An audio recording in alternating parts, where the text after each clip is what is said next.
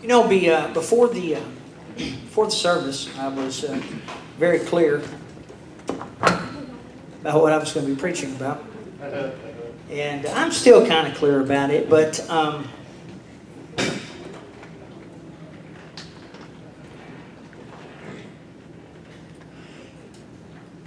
every now and again these things echo in your memories. And one of the things that echoes in my memory is a guy came up to me after church one day, and he said he was leaving the church.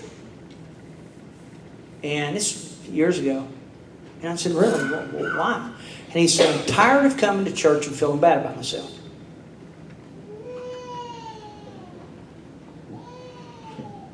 And, I've thought about that through the years. And saying that you're tired of tired of coming to church and feeling bad about yourself is like blaming Kentucky Fried Chicken that your pants don't fit.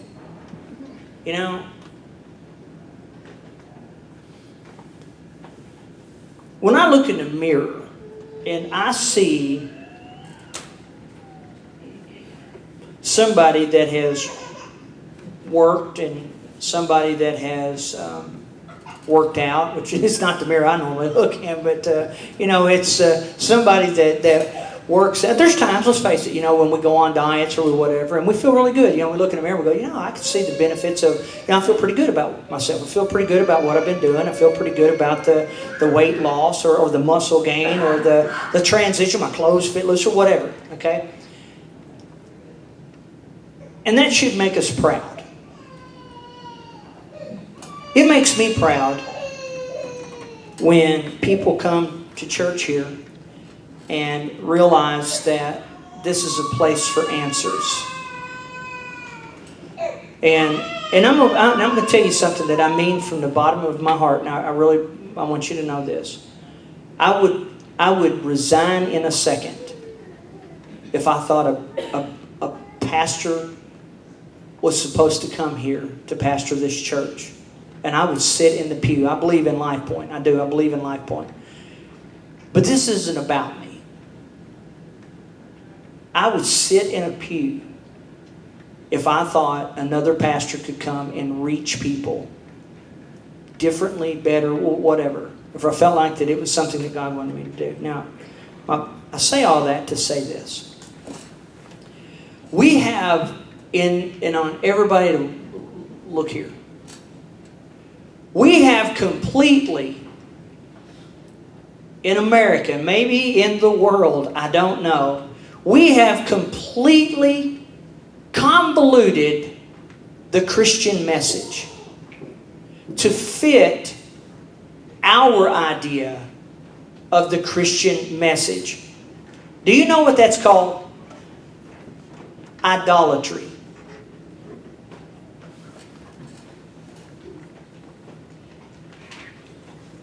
Christianity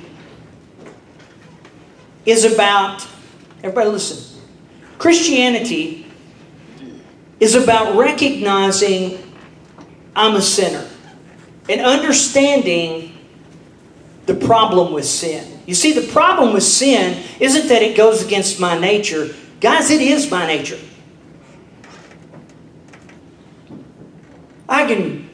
We went last night, a group of us went and we watched, some of you all will laugh, but we went to Nashville and we watched REO Speedwagon and Styx, which was, when I grew up, man, that was it for me. And I was amazed when I went and see all these drunk and high 50 and 60-year-old people. And that was just my mother. No, I'm just teasing. I am just teasing. I'm sorry, guys. When you see all of them, when we left the concert, there were people still passed out on the ground. And maybe they're still, I don't know. And I'm just thinking to myself, I wonder how many of these are going to miss church in the morning. Brenda and I just about missed. We overslept just a little bit. Christianity cost Jesus his life.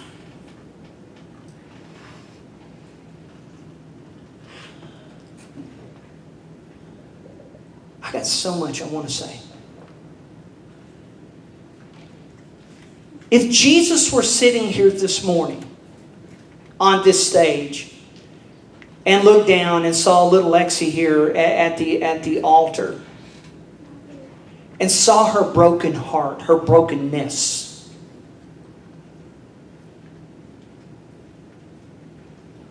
it would break his heart.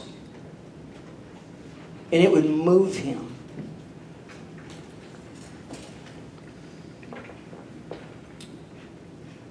I pastored a church, my first church. I'll just tell you, East Hartford, first church.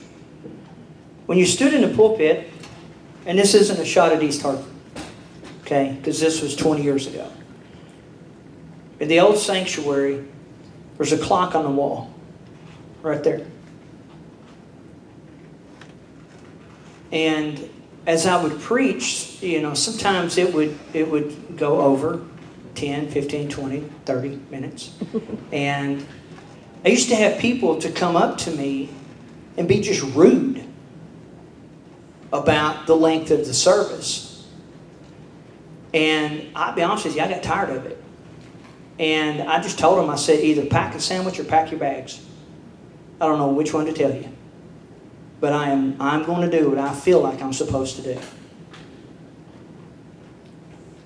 And one Sunday, God just showed up.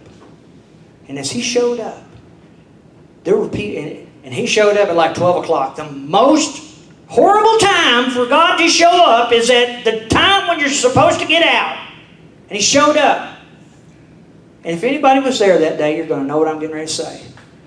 And people started looking at their watches. And not just looking at their watches, they began to have that scowl. You know the one.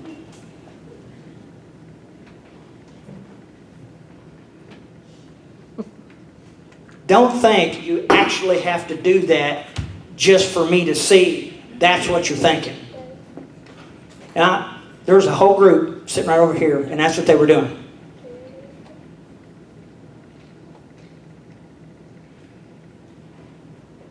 And what I'm going to tell you is true.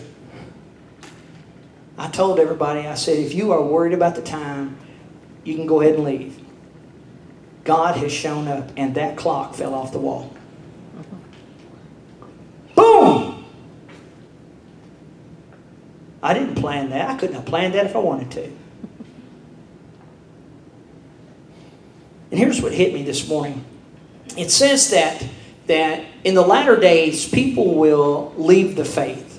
And we will want to surround ourselves with teachings that tickle our ears. And we want to surround ourselves with things that make us feel good about ourselves. We want Christianity to wrap into a neat little package and stick it in our pocket as an insurance policy for when I die, then I could go to heaven. We make it as a fire insurance policy instead of that which it was intended to be, and that is a living relationship with a Jesus Christ who bought you and me at a price. So with that said today, I'm going to take us back a little bit. And I want you to turn to the book of Matthew, chapter 16. And I think you'll understand where we're going just in a second. But Matthew chapter 16, this is the English Standard Version that I'm reading today. So it says, "Now when Jesus came into the district of Caesarea Philippi, He asked the disciples, 'Who do the people say that the Son of Man is?' And they said, 'Some say that you're John the Baptist, others say Elijah, others say Jeremiah or one of the prophets.' And He said to them, 'But who do you say that I am?' Simon Peter replied, 'You are the Christ, the Son of the living God.' And Jesus answered him, 'Blessed are you, Simon Bar-Jonah, for flesh and blood has not revealed this to you, but my Father who is in heaven. And I tell you, you are Peter. And upon this rock I shall build my church, and the gates of hell shall not prevail against it. And I will give to you the keys of the kingdom of heaven, and whatever you bind on the earth shall be bound in heaven, and whatever you loose on earth will be loosed in heaven. Then he strictly charged the disciples to tell no one that he was the Christ. And from that time, Jesus began to show his disciples that he must go to Jerusalem and suffer many things from the elders and the chief priests and the scribes, and be killed, and on the third day be raised. And Peter took him aside, and he began to rebuke him, saying, Far be it from you, Lord, this shall never happen to you. But he turned and he said unto Peter, Get behind me, Satan, for you are a hindrance to me, for you are not setting your mind on the things of God, but the things of man. And then Jesus told his disciples, If anyone would come after me, let him deny himself and take up his cross and follow me. For whoever would save his life will lose it, but whoever loses his life for my sake will find it. For what will it profit a man if he gains the whole world, yet he forfeits his soul? Or what shall a man give in return for his soul? For the Son of Man is going to come with his angels in his glory of his Father, and then he will repay to each person according to what he has done. And truly I say to you,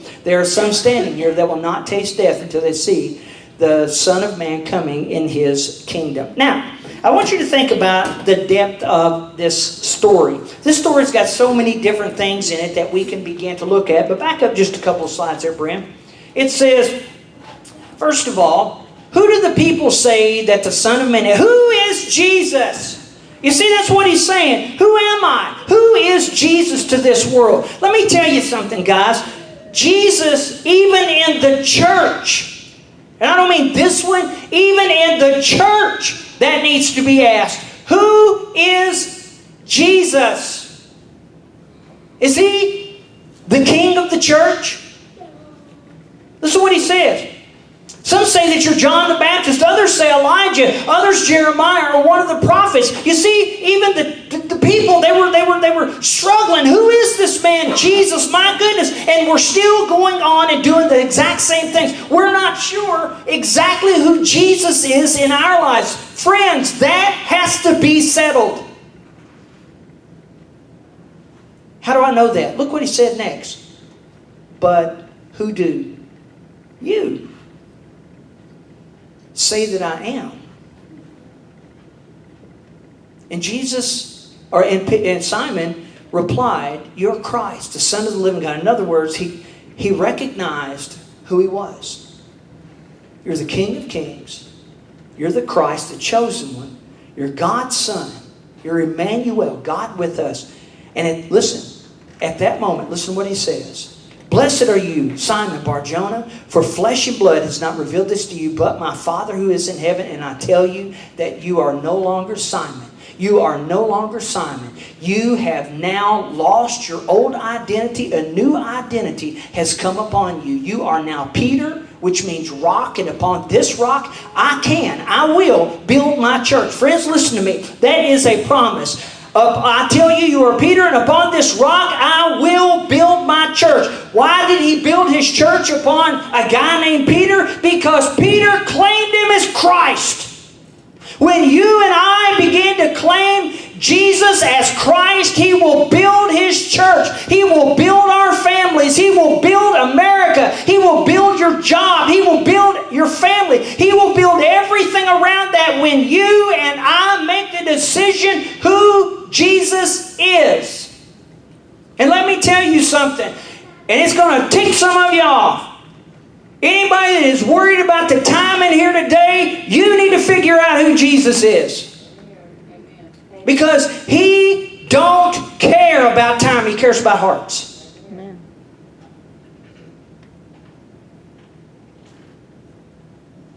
That's real. And see, that's the thing. What I was reading earlier, or what I was trying to explain earlier, people will surround themselves with teachers that will tell them what their itching ears want to hear. I ain't going to do that. I will be the pastor of a 2-member church. Me and Brenda. But I'm going to be honest about this. And I hope you know that I love you enough to tell you the truth. Do you want to know what's important to me? My dad is 77 years old. Boy, you are 77, right? Okay. Woo, got that one right. My dad is 77. How old are you, Butch? 57. 57. Okay? I am 51 years old. My mom, how old are you, Mama? 73. I was going to say 73. But listen to me.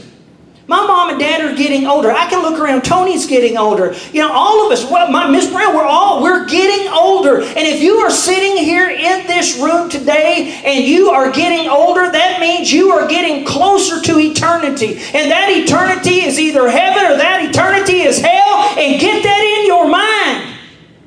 There is no middle grounds. And what decides your eternity is what you decide when Jesus says, "But who do you say I am?" And you can't say, "Oh, you're Jesus. You're the king of the church," but not be the king of my life.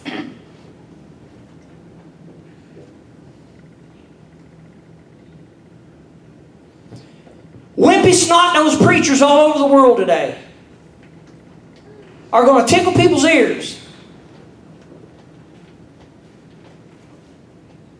And that's fine if you're at a country club. But buddy, there's serious stuff going on right here. I've been with my dad for 51 years. Of those 51 years, I can probably remember 45 of them. I mean, I can vaguely remember when I was before 6, but I'm kind of partial to my mom and dad. Look at me. I want to see them again.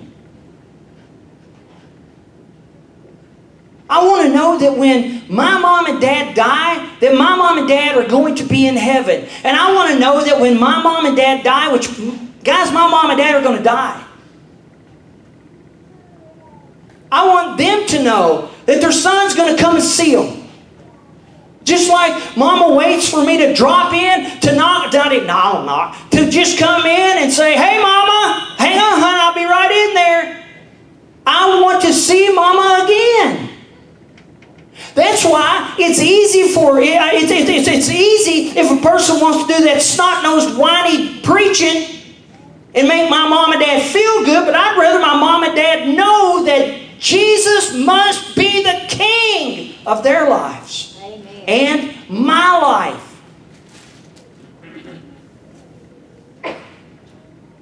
So, here's what I want to do. Keep going over, Brent. He says, "I'm going to give you the keys to the kingdom, and whatever you bind upon the earth should be bound in heaven." Keep on going. From that, right there. Then he told his disciples, "If anyone will come after me, let him deny himself." That's a disqualifier to so many people. And if we would be honest in here today, some of you have already tuned me out because you don't like my attitude, or you don't like my vocal cords, or you don't like my whatever.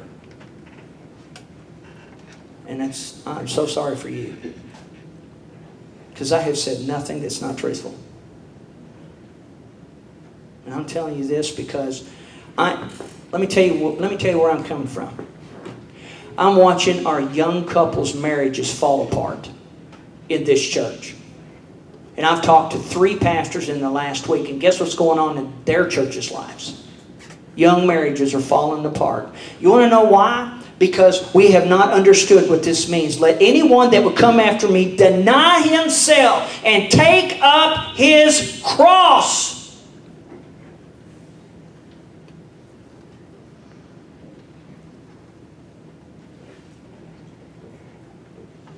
We must understand that Christianity, the cross wasn't just for Jesus.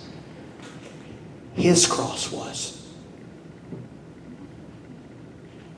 His cross was the salvation cross. My cross is the sanctification cross. Get the difference?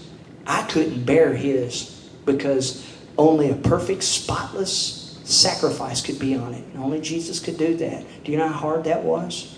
Do you know that when they put a bag over Jesus' head when he was being tortured before he was going to be crucified. They put a bag over his head and they punched him. And they punched him. They said, prophesy, son of man, who punched you? Who punched you? Do you not think Jesus wanted to do just the same thing that we did? Punch me again, and I'll tear your head off. You punched me maybe once. I don't know, you might have knocked me out with the first one, but point is, Jesus had the ability to do something about it and chose not to. You want to know why? Because he was carrying his cross before he ever got to his cross. So, what I'd like to do, I want to look at a couple of passages of scriptures today that talk about denying one's self. So, turn over to the book of 1 Peter, chapter 2.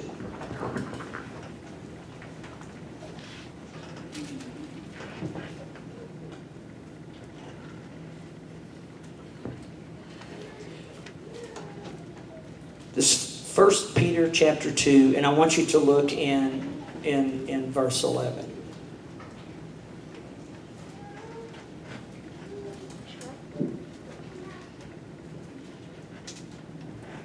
Peter said, Beloved, I urge you, as sojourners and exiles, to abstain from the passions of flesh which wage war against your soul. I'm going to read this again. Beloved, I urge you, as sojourners and exiles, to abstain from the passions of your flesh, which wage war against your soul. Friends, denial of self begins physically.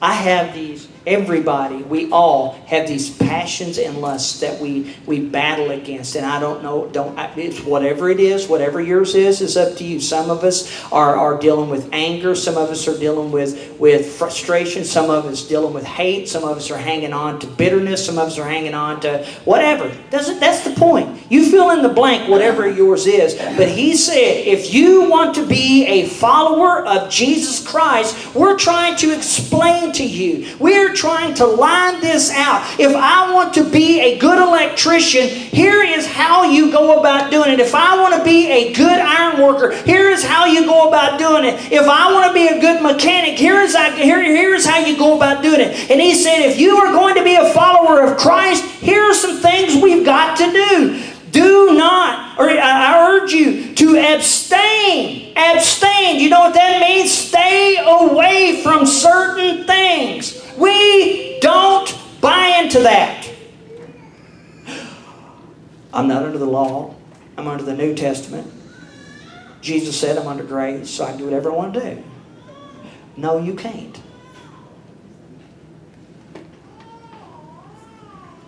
And I don't care if it's me, if it's you, if it's my children, if it's your children.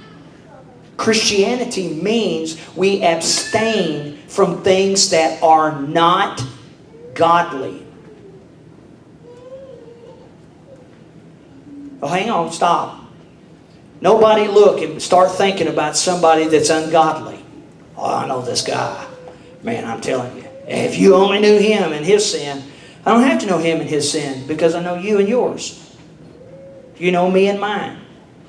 For the Bible says, Romans 3:23, for all have sinned and fallen short of the glory of God. Guess what that means? You and I are equal. And equally, we must look in a mirror and see that thing that we must deny, to abstain from. Friends, listen to me. I'm being honest with you about this.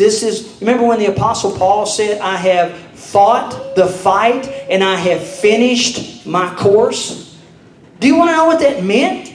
Do you honestly think that the Apostle Paul, Peter, or Timothy, or James, or John, or Luke, or Mark, or any of these, or Jesus for them, do you honestly think that they were like above? Man, I listened to these guys last night when they were standing outside of the concert and they were preaching. And they were preaching hate-filled Christianity. Oh! Woo! If you come to know on Jesus, you're no longer a sinner. Yes, you are. I am a sinner that recognizes my sin. I'm saved by the grace of God, and I am going to fight that sin in my life. But if you stand up there and you're going to preach to me that since the day you got saved you ain't sinned, brother, you a liar. Amen. I don't care who you are. The Apostle Paul, if you go all the way back to the book of Romans chapter 6 and 7, he says this. He said, you know, the things that I want to do, I don't do. It's the things I don't want to do. Those are the things I keep on doing. And if I keep on doing the things that I don't want to do, I find this law at work in my life. When I want to do good, I do bad. You see, there's something going on in me. There's a spirit inside of me that wages war against the spirit that Jesus put in me, so that I end up giving in unless I fight against it. I paraphrase it, of course. But Peter said, look, as sojourners, you know what sojourners means? We're travelers here. That's it. We're just travelers here. How many of y'all remember, like, 5th grade? High school. I was at a concert last night, listening to whatever. And I remember those songs when they came out. And I remember blasting down the highway. Driving 55 miles an hour down the highway and observing all, with my seatbelt on, observing all of the laws of the road as I was quietly listening to music on my FM or AM radio. I remember all of that. All right, I'm a liar. I remember those days. And guys, I'm drawing nearer. I am drawing nearer to that day when I'm going to see Jesus. If I die of natural causes in old age and I live to be, 80 or 85, whatever it is, guys, I'm a whole lot closer than I was when I was in high school. I'm a sojourner. And that's what he says. As sojourners and exiles, I urge you to abstain from the passions of the flesh which wage war against your soul. There is nothing good in my flesh. Does everybody get that? There is nothing good in my flesh. My flesh wants, hey, listen, you slap me, I want to slap you back. How many of y'all, you can relate to this? Anybody got a chocolate problem? All right. Did you know that when you are on I'm not on a diet, as you can tell.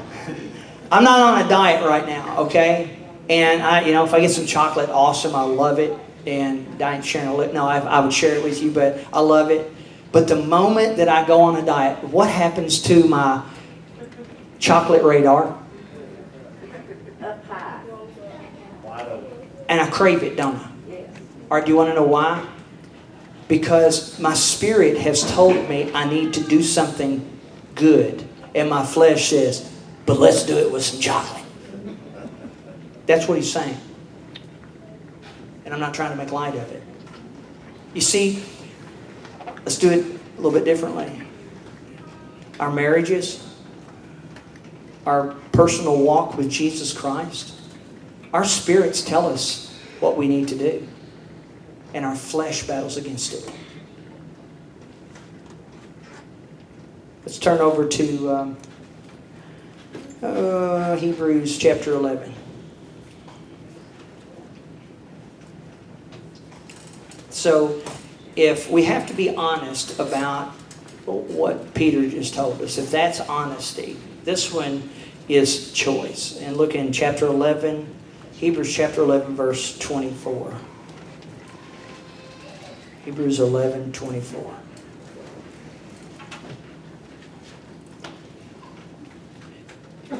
It says, by faith Moses, when he was a grown man, refused to be called the son of Pharaoh's daughter, choosing rather to be mistreated with the people of God, rather to enjoy the fleeting pleasures of sin. Or some versions say the season of sin, the pleasures of a season of sin. So many of us are sitting here right now, and you know, I don't even have to say it. You know what's going on in your life right now. You know those things that you are doing that are ungodly and unholy. I do. We all do. There's not a person in here that doesn't know what I'm talking about. The difference is Moses made a choice. Do you think it was easy for him because he was Moses? I think it might have been harder, because he had the ability to become Pharaoh's son and sit in the lap of luxury. But instead of that, he became a slave.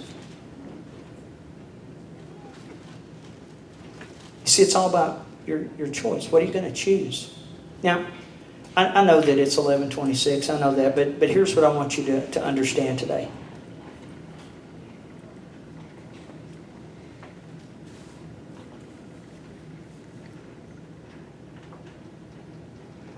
You can go through all of your life wearing WWJD bracelets, singing Christian songs. Everywhere you go, you've got, a Bible with you, and still not choose Jesus.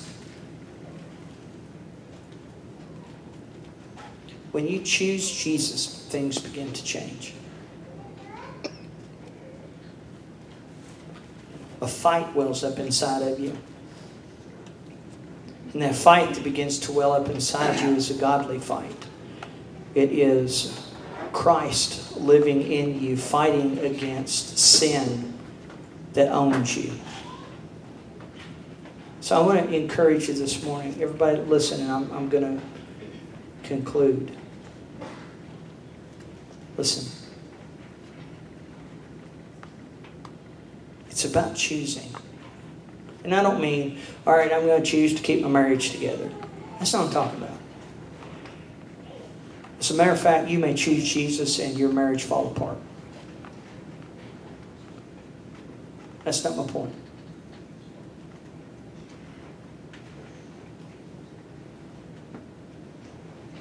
I'm going to choose Jesus.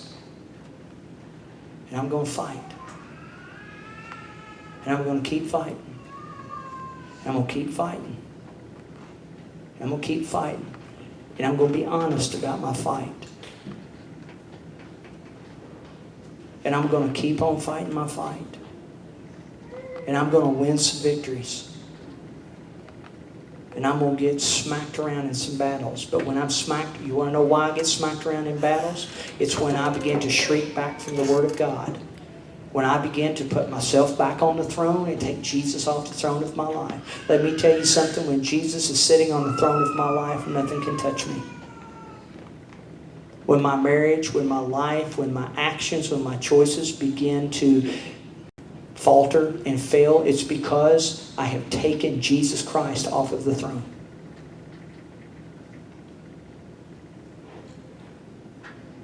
Christianity doesn't get to be your way or my way.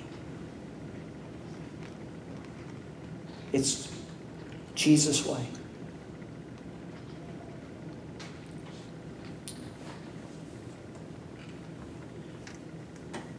I really respect Billy Graham, and if our musicians would come forward. I really respect Billy Graham, and I've told you this before. But Billy Graham said one time that 80% of the church is lost.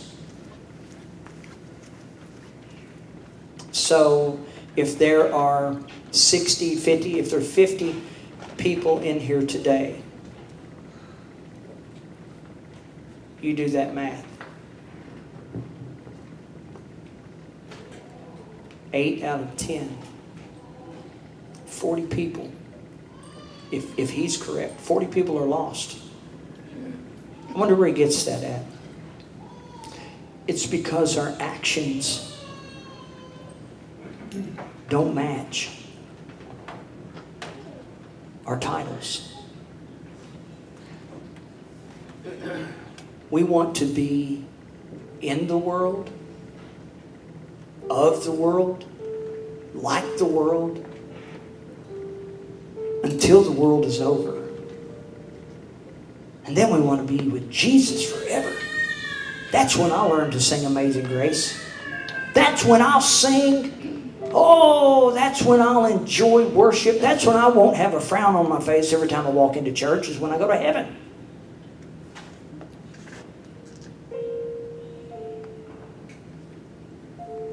That's when I won't feel bad about myself.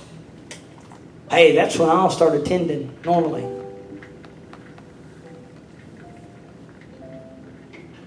Friends, please make the choice. Perfection doesn't come until the choice to strive for perfection comes. And then perfection still doesn't come until we breathe our last breath and I lay this sinful body down. But until that time, Jesus said, if anyone would come after me, let him deny himself. Take up his cross and follow me. I'm sorry. And I mean this. I'm sorry if you think that I'm whatever. I just care. I'm no different with my children.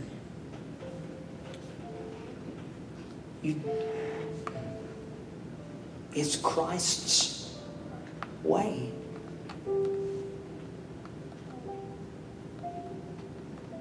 We don't get to have it ours. It's a battle. But Paul said, oh, I fought my fight. And I finished my course. Now there is a crown of righteousness in store for me. Friends, that's there for you too. If you choose it. Father, we just want to ask you right now to open our hearts and just help us, Lord. Help us as you speak to us. And I'll lift this altar to you in Jesus' name. Amen.